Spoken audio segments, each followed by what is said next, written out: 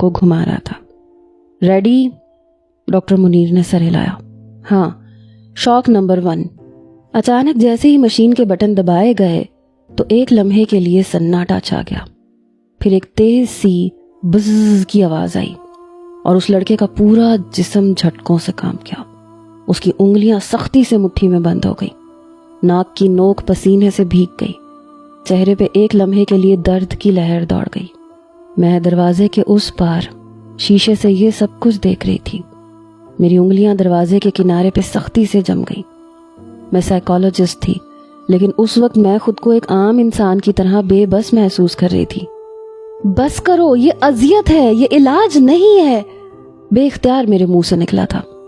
वो लड़का फिर से चीखा, मत दो मुझे ये शॉट्स, मत दो मुझे ये शॉट्स, मत दो। तुम लोग मेरा हाफिजा भी मुझसे छीन लोगे, तब भी वो मुझे नहीं भूलेगी, क्योंकि वो मेरे दिल में रहती है।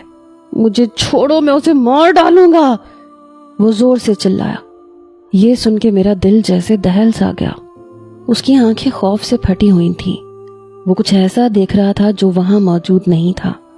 शायद वो किसी पुराने जख्म की आग में जल रहा था। शायद माजी का कोई भूत उसके वजूद को चाट रहा था। डॉक्टर मुनीर ने दूसरा शॉक देने का इशारा किया। Shock number 2। मशीन की आवाज दोबारा उभरी और एक बार फिर उसका जिस्म कांप गया, जैसे जान निकलने के करीब हो। मैं अब खुद को मजीद रोक नहीं पाई।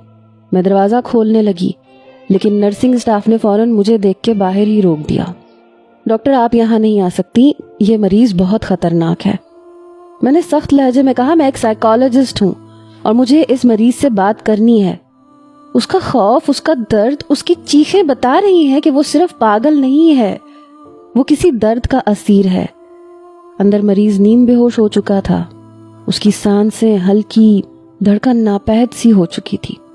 सामने लगी हार्ट बीट की मशीन उसकी डूबती धड़कनों को वाज़े तौर पे दिखा रही थी।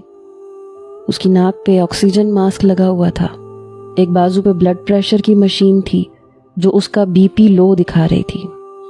नर्सें दोबारा उसे होश में लाने की कोशिश कर रही थी। डॉक्टर मुनीर कहने लगे, डॉक्टर अनम, आप प्लीज यहाँ से चली जाएं।